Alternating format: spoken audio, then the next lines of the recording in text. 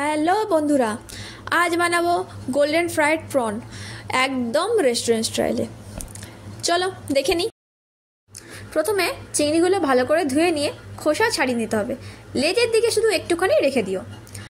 এরপর এর সাথে আদা রসুন বাটা, লবণ, গোলমরিচ গুঁড়ো ও একটুখানি লেবুর রস দিয়ে ভালো করে ম্যারিনেট করে রেখে দিতে হবে 10 মিনিট। এবার আমরা ব্যাটারটা বানিয়ে নিই। ব্যাটারের জন্য 3 চামচ ময়দা ও 3 চামচ কর্নফ্লাওয়ার দিতে হবে। এর সাথে অ্যাড করতে হবে সামান্য পরিমাণে নুন, আর দেব ধনেপাতা কুচি, আদা রসুন কুচি করে কেটে রাখা আর লঙ্কা কুচি করে কেটে রাখা। সমস্ত কিছু ভালো করে মিশিয়ে নিয়ে ঠান্ডা জল দিয়ে ভালো করে ব্যাটারটা তৈরি করে নিতে হবে।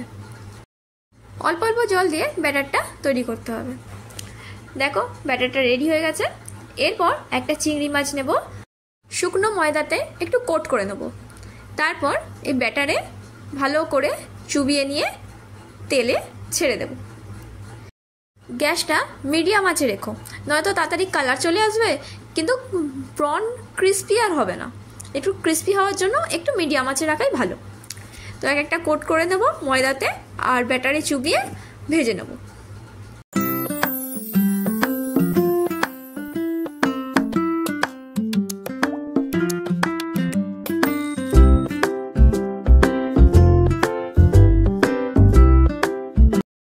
দেখো আজকে আমাদের গোল্ডেন ফ্রাইড প্রন রেডি। খুব ক্রিস্পি হয়েছিল, দারুণ টেস্ট হয়েছিল। একবার ট্রাই করো বাড়িতে। Bye bye.